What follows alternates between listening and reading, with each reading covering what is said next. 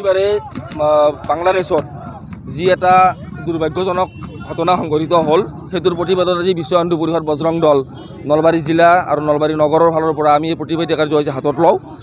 আচলতে কথাটো এনেকুৱা যে প্ৰতিবাৰে বাংলাদেশত যি হিন্দুৰ ওপৰত বৰ্বৰ আক্ৰমণ কৰা হয় সেই বৰ্বৰ আক্ৰমণৰ পিছত কিন্তু আমি একো বিচাৰ দেখা নাই আজিলৈকে, কিন্তু এইবাৰ কিন্তু আমি সহ্য নকৰিম। এইবাৰ বিচাৰ নোহোৱালৈ বিশ্ব হিন্দু পৰিষদ বজৰং দলে আমি এই কথাৰ ওপৰত আমি প্ৰতিবাদী কাৰ্যসূচী বা জংগী আন্দোলন পৰ্যন্ত আমি কৰি যোৱাৰ এটা আমি পৰিকল্পনা বা আমাৰ ব্যৱস্থা এটা আমি হাতত লৈছোঁ।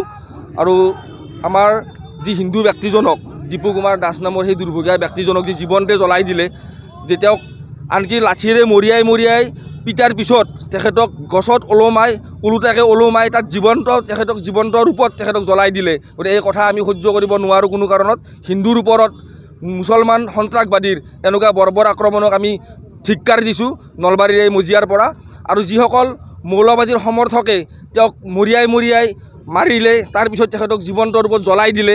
গতিকে এই কথাৰ উচিত ভাৰত চৰকাৰকো আমি অনুৰোধ জনাইছোঁ যে এই কথাৰ উচিত বিচাৰ হ'ব লাগে, এটা ব্যৱস্থা কৰিব লাগে তেওঁলোকৰ ওপৰত, যাতে ভৱিষ্যত কোনো হিন্দুৰ ওপৰত মুছলমান সন্ত্ৰাসবাদীয়ে বা মৌলবাদীৰ সমৰ্থকে এনেকুৱা বৰ্বৰ আক্ৰমণৰ পৰা বিৰত থাকে।